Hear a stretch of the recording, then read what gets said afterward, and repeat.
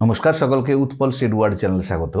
আজকের ভিডিওতে আমরা আলোচনা করব ইংলিশ গ্রামারের সবথেকে গুরুত্বপূর্ণ বিষয়গুলোর মধ্যে একটা হলো টেন্স। বলাই হয়ে থাকে টেন্স হচ্ছে pillar of the English grammar. ইংরাজি গ্রামারের ভিত্তি হলো টেন্স। একজন স্টুডেন্টকে যদি ইংলিশ ফ্লুয়েন্টলি লিখতে হয় বা ভালোভাবে বলতে হয় তাকে অবশ্যই টেন্সটা খুব ভালো করে জানতে হবে। টেন্স না জানলে আমরা কিন্তু ভালোভাবে বা সঠিকভাবে একটা বাক্যকে গঠন করতে পারবো না। আমি ভাত খাই, আমি ভাত খেয়েছিলাম, আমি ভাত খাবো, বা আমি ভাত খাইতেছি বা আমি ভাত খাইতেছিলাম বা খাইতে থাকিব, বাক্য গঠনের ক্ষেত্রে যে পার্থক্যটা আছে সেটা জানতে গেলে আমাদেরকে অবশ্যই টেন্স জানতে হবে। তাই আমরা 12টা ভিডিওতে টেন্সের প্রত্যেকটা টেন্স নিয়ে ডিটেলস আলোচনা করব।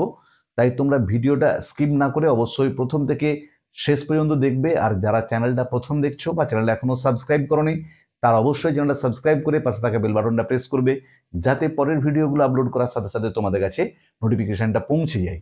দেখো, প্রথমেই তাহলে বললাম tense is the pillar of English grammar, যে টেন্স হচ্ছে ইংরেজি গ্রামারের ভিত্তি। এটা আমাদেরকে খুব ভালো করে শিখতে হবে। তাহলে প্রথমে জানবো টেন্স কাকে বলে। দেখো, টেন্সের বাংলা হলো ক্রিয়ার কাল। ক্রিয়া মানে ভার্ব, ভার্বের যে সময় সেটাই হচ্ছে টেন্স। ধরো এই যে বললাম আমি ভাত খাই, আমি ভাত খেয়েছিলাম, আর আমি ভাত খাবো। এই যে তিনটে রূপ খাওয়ারই, একটা হচ্ছে খাই, একটা হচ্ছে খেয়েছিলাম, একটা হচ্ছে খাবো। এই যে সময়টা বোঝাচ্ছে, একটা হচ্ছে বর্তমান সময়, একটা হচ্ছে অতীতের সময়, একটা হচ্ছে ভবিষ্যতের সময়। এই যে ক্রিয়ার মানে ভার্বের যে কাল সময়, এটাই হচ্ছে টেন্স। তাহলে টেন্স কাকে বলে যদি তোমাকে বলা হয়, কি বলবে? সময় অনুসারে ভার্বের ভিন্ন ভিন্ন রূপকে বলা হয় টেন্স। আবার বলছি, সময় অনুযায়ী, যে কখনো বলছি আমি ভাত খাই, কখনো বলছি ভাত খাবো ভবিষ্যৎ বোঝাতে, আবার বলছি ভাত খেয়েছিলাম অতীত বোঝাতে। তাহলে যে সময় অনুযায়ী দেখো খাওয়া ভার্বটার যে পরিবর্তন হলো, কখনো বলছি খাই, কখনো বলছি খেয়েছিলাম, কখনো বলছি খাবো, এই সময় অনুসারে ভার্বের ভিন্ন ভিন্ন রূপকে বলা হয় টেন্স। টেন্সকে মূলত আমরা তিন ভাগে ভাগ করি, মনে রাখবে। একটা হচ্ছে প্রেজেন্ট টেন্স, 2 নম্বরে হচ্ছে পাস্ট টেন্স, আর 3 নম্বরে হচ্ছে ফিউচার টেন্স। তাহলে টেন্সের মেন তিনটে ভাগ, সেই তিনটে ভাগ কি? প্রেজেন্ট টেন্স, যেটাকে আমরা বলবো বর্তমানকাল। আচ্ছা, পাস্ট টেন্স দ্বিতীয়, এটা হচ্ছে অতীতকাল। আর ফিউচার টেন্স, এটা হচ্ছে ভবিষ্যৎকাল। যে টেন্সকে আমরা মূলত এই তিনটে টাইপে বা ক্যাটাগরিতে ভাগ করি। প্রেজেন্ট টেন্স মানে বর্তমানকাল, যে কাজটা এখন হচ্ছে। পাস্ট টেন্স মানে অতীতকাল, যেটা হয়ে গেছে। প্রেজেন্ট টেন্স হচ্ছে আমি ভাত খাই, এখন হচ্ছে। পাস্ট টেন্স হচ্ছে হয়ে গেছে, আমি ভাত খেয়েছিলাম। আর ফিউচার টেন্স মানে ভবিষ্যৎ, যেটা পরে হবে, আমি ভাত খাবো। তাহলে টেন্সকে আমরা মূলত এই তিন ভাগে ভাগ করি। এরপরে মনে রাখবে, এই প্রতি প্রকার টেন্সকে আমরা আরো 4টে ভাগে ভাগ করতে পারি। মানে প্রেজেন্টকেও 4টে ভাগ, পাস্টকেও 4টে ভাগ, আবার ফিউচারকেও 4টে ভাগে ভাগ করা যায়। কি কি? একটা হচ্ছে ইনডিফিনাইট, 2 নম্বরে হচ্ছে কন্টিনিউয়াস, 3 নম্বরে হচ্ছে পারফেক্ট, আর 4 নম্বর হচ্ছে পারফেক্ট কন্টিনিউয়াস। তাহলে প্রত্যেকটা টেন্সকে আমরা এই 4 ভাগে ভাগ করি। একটা হচ্ছে ইনডিফিনাইট, এটাকে সিম্পলও বলা হয়, যে প্রেজেন্ট ইনডিফিনাইট বা সিম্পল প্রেজেন্ট। পাস্ট ইনডিফিনাইট বা সিম্পল পাস্ট। ফিউচার ইনডিফিনাইট বা সিম্পল ফিউচার। দ্বিতীয়টা হচ্ছে কন্টিনিউয়াস, তৃতীয়টা হচ্ছে পারফেক্ট, আর চতুর্থটা হচ্ছে পারফেক্ট কন্টিনিউয়াস। তাহলে মোট দেখো 12টা হচ্ছে। 3 রকমের টেন্স, প্রত্যেককে আবার এই 4টে রকম ভাবে ভাগ করা যায়। তাই আমরা প্রতিদিন একটা করে টেন্স নিয়ে ডিটেলস আলোচনা করব। দেখো, আজকের বিষয় হলো প্রেজেন্ট ইনডিফিনাইট টেন্স।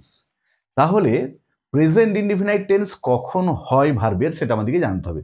মানে ধরো তোমাকে যখন ট্রান্সলেশন করতে দেবে বা তুমি যখন নিজের থেকে একটা বাক্য গঠন করবে, তুমি কি করে বুঝবে এটা প্রেজেন্ট ইনডিফিনাইট টেন্সে আছে বলে? তাহলে তোমাকে আগে জানতে হবে ভার্বের প্রেজেন্ট ইনডিফিনাইট টেন্স কখন হয়।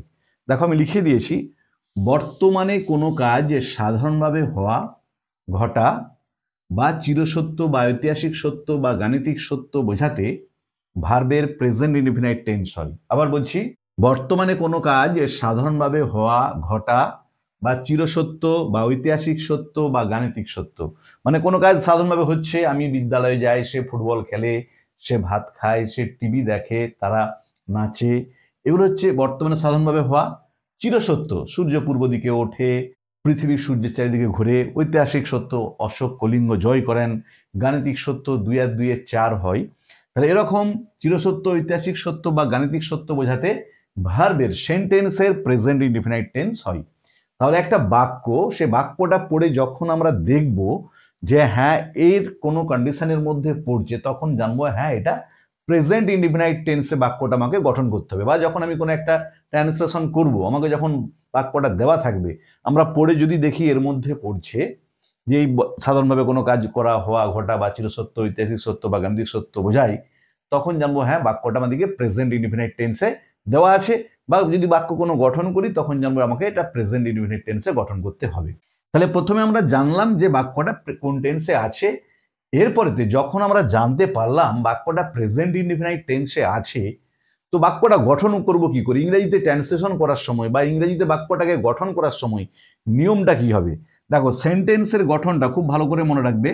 তাহলে সেন্টেন্সের গঠন কেমন হবে এটা খুব ভালো করে খেয়াল রাখবে। তাহলে আমরা বাক্যটা পড়লাম, যদি আমাদেরকে ট্রান্সলেশন করতে দেয়, পড়ে দেখলাম যে প্রেজেন্ট ইনডিফিনাইট টেন্সে আছে বাক্যটা। এরপরে সেই বাক্যটা আমরা ট্রান্সলেশন করব কিভাবে? বা যদি আমরা নিজেরা কোনো বাক্য ইংরেজিতে লিখি, কোনো একটা প্যারাগ্রাফ লিখতে গিয়ে বা লেটার লিখতে গিয়ে কোনো কারণে, সেখানেতে একটা বাক্য মনে মনে ভাবলাম, সেটা যখন ট্রান্সলেশন করে লিখব, তখন দেখলাম যে হ্যাঁ বাক্যটা প্রেজেন্ট ইনডিফিনাইট টেন্স হচ্ছে, কারণ এর মধ্যে কিছু একটা বোঝাচ্ছে। তখন সেন্টেন্সটা আমরা গঠন করব কি করে? তার নিয়ম হচ্ছে, দেখো খুব ভালো করে মনে রাখবে, এস প্লাস V1 প্লাস ও। এস মানে হলো সাবজেক্ট, তাহলে প্রথমে বসবে সাবজেক্ট, তারপরে বসবে V1 মানে ভার্বের প্রেজেন্ট ফর্ম। ভার্বের 3টে করে ফর্ম আছে, present, past, past participle, V1 V2 V3। যেমন ধরো গোটা হচ্ছে প্রেজেন্ট ফর্ম, ওয়েনটা হচ্ছে পাস্ট ফর্ম, আর V3 ফর্মটা হচ্ছে গন। একইভাবে সিটা প্রেজেন্ট ফর্ম, শটা পাস্ট ফর্ম, সেনটা হচ্ছে পাস্ট পার্টিসিপল ফর্ম। তাহলে প্রথমে সাবজেক্ট বসবে, তারপরে V1 ভার্বের প্রেজেন্ট ফর্ম বসবে, তারপরে ও মানে other part of the sentence, বাক্যের অন্য অংশটা, অবজেক্ট যুক্ত বাকি অংশটা বসবে। তাতে অবজেক্ট থাকলে অবজেক্ট থাকবে, যদি অবজেক্ট না থাকে অবজেক্ট থাকবে না, বাকি যে অংশটা থাকবে সেটা বসে যাবে। এরপরে মনে রাখবে, এটা খুব ভালো করে মনে রাখতে হবে, এটা শুধুমাত্র প্রেজেন্ট ইনডিফিনাইট টেন্সেই হয় যে ধরো বাক্যের সাবজেক্টটা যদি থার্ড পারসন এবং সিঙ্গুলার নাম্বার হয়। খুব ভালো করে খেয়াল রাখবে, তাহলে ভার্বের শেষে এখানটা খুব ভালো করে খেয়াল করতে হবে, এস বা ইএস যুক্ত হবে। কি বললাম দেখো, যখন আমরা প্রেজেন্ট ইনডিফিনাইট টেন্সে বাক্যটা গঠন করতে যাচ্ছি এই সেন্টেন্স স্ট্রাকচার দিয়ে এস V1 ও করতে গিয়ে আমাদেরকে খেয়াল করতে হবে যে সাবজেক্ট কাকে বলে তা নিয়ে ভিডিও আপলোড করেছি, দেখবে। বাক্যে যার সম্পর্কে বলা হয় বা যে ডুয়ার অফ দ্য সেন্টেন্স, বাক্যের যে কাজটা করছে, সেটা যদি থার্ড পার্সন হয়, দেখো পার্সনের উপরেও ভিডিও আপলোড করেছি, তবু বলেছি থার্ড পার্সন কোনগুলো, আমরা হলো ফার্স্ট পার্সন, তোমরা হলো সেকেন্ড পার্সন, বাকি সব নাউন প্রোনাউন হচ্ছে থার্ড পার্সন। শুধু থার্ড পার্সন হলেই হবে না, তার সাথে যদি সিঙ্গুলার নাম্বার হয়, যে থার্ড পার্সন এবং যদি সিঙ্গুলার নাম্বার হয়, তাহলে খুব ভালো করে মনে রাখতে হবে, যখন আমরা বাক্যটা গঠন করব ভার্বের শেষে এস বাই এস যুক্ত হবে। আমি তোমাদের এবারে এক্সাম্পল দিয়ে দেখিয়ে দিচ্ছি, তাহলে ব্যাপারটা আরো ক্লিয়ার হয়ে যাবে। দেখো, প্রথমে কি বলেছি, আমরা ফুটবল খেলি। এটা বাক্যটা পড়েই বুঝতে পারছো বর্তমানে সাধারণভাবে কোনো কাজ বোঝাচ্ছে, তাই এটা হচ্ছে প্রেজেন্ট ইনডিফিনিট টেন্সে আছে যে আমরা ফুটবল খেলি। তাহলে আমাদের যে সেন্টেন্সের গঠনটা ছিল, বাক্যের গঠন কি ছিল? যখন প্রেজেন্ট ইনডিফিনিট টেন্স থাকবে বাক্যের গঠন হবে এস V1 ও। এখানে সাবজেক্ট কোনটা? আমরা, খেলাটা হচ্ছে ভার্ব, ফুটবলটা হচ্ছে অবজেক্ট। তাহলে প্রথমে কি বসবে? উই, তারপরে দেখো V1 প্লে, তারপর হচ্ছে ফুটবল, উই প্লে ফুটবল, এটা হলো উত্তর। তাহলে সাবজেক্ট V1 অবজেক্ট। দ্বিতীয় দেখো, সূর্য পূর্ব দিকে ওঠে। সূর্য পূর্ব দিকে ওঠে, সাবজেক্ট হচ্ছে সূর্য, ওঠাটা হচ্ছে ভার্ব, আর পূর্ব দিক এটা হচ্ছে other part of the sentence. তাহলে প্রথমে কি বসবে? দা সান, শুধু সান নয়, দা সান গ্রহ নক্ষত্রের নামের আগে দা বসে। আমরা আর্টিকেলের ব্যবহার নিয়ে ডিটেলস আলোচনা করে ভিডিও আপলোড করেছি, তোমরা দেখে নিও। তাহলে দা সান হলো, তারপরে ওঠার ইংরেজি হচ্ছে rise, the sun rise in the east, the sun rise in the east, এটা হলো উত্তর। কিন্তু দেখো এখানে একটু ভুল রয়ে গেল। আমি কি বলেছিলাম, সাবজেক্ট যদি থার্ড পার্সন সিঙ্গুলার নাম্বার হয়, দেখো এখানেতে সাবজেক্টকে দ্য সান, দ্য সানটা আমি, আমরা, তুমি, তোমরা বাদে বাকি নাউন প্রোনাউনের মধ্যে পড়ছে এবং একজনকে বোঝাচ্ছে, একটাই সূর্য, দ্য সান। তাহলে subject third person singular number হলে ভার্বের শেষে কি যোগ হয় বলেছিলাম, এস বা ইএস। তাহলে এটা রাইজের পরিবর্তে কি হবে, rises, the sun rises in the east. তবে কিন্তু আমার উত্তরটা কারেক্ট হলো, the sun rises in the east. তিনেরটা দেখো, তারা ইংরাজি পড়ে, তারাটা সাবজেক্ট, পড়াটা ভার্ব, ইংরাজিটা হচ্ছে অবজেক্ট। তাহলে প্রথমে কি লিখবো, দে, তারপরে দেখো পড়ার ইংরেজি হচ্ছে রিড ইংলিশ। এরপর এক্ষেত্রেও আমরা দেখে নেবো যে ভার্ব সাবজেক্টটা কোন পার্সনে আছে, কোন নাম্বারে আছে, তাহলে আমাদেরকে রিডের সাথে এস বা ইয়েস যোগ করতে হবে। দেখো তারা, তারাটা কিন্তু অবশ্যই থার্ড পার্সন, আমি, আমরা, তুমি, তোমরার বাইরে নাউন প্রোনাউন, কিন্তু থার্ড পার্সন হলেও তারা মানে একের বেশি, প্লুরাল নাম্বার হচ্ছে। কিন্তু আমাদের নিয়মটা কি, সাবজেক্ট যদি থার্ড পার্সন হয় এবং সিঙ্গুলার নাম্বার হয় তবেই কিন্তু ভার্বের শেষে এস বাই এস যোগ হবে।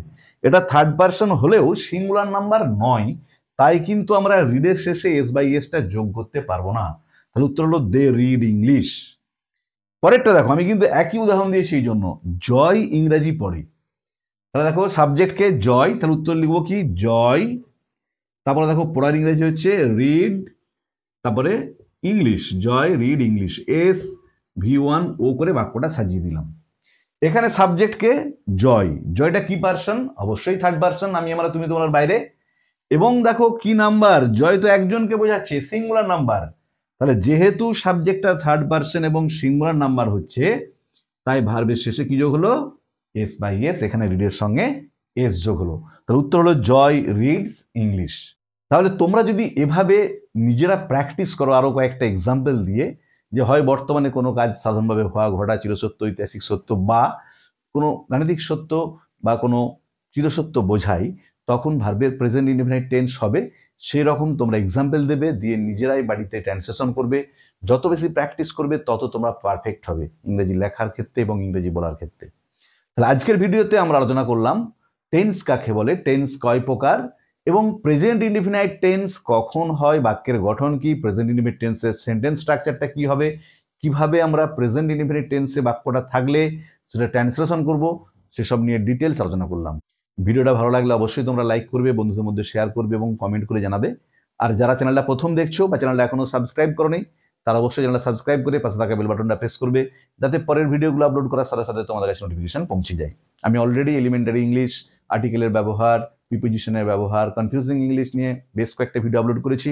যারা দেখোনি তাদের জন্য আমি ডেসক্রিপশন বক্সে সেসব ভিডিওর লিঙ্ক দিয়ে দিয়েছি, তোমরা অবশ্যই দেখে নিও। আর যদি ইংরেজি তোমরা শিখতে চাও ভালোভাবে, তোমাদেরকে টেন্স কিন্তু খুব ভালোভাবে শিখতে হবে। টেন্স না জানলে সেন্টেন্স কিন্তু সঠিকভাবে তোমরা গঠন করতেই পারবে না। তাই টেন্সটা খুবই নেসেসারি আমাদের ইংরাজি শেখার ক্ষেত্রে। অবশ্যই ফলো করতে থাকো আমার চ্যানেল, আমি পরপর টেন্সের উপর ভিডিও আপলোড করে যাব। ভালো থেকো সবাই।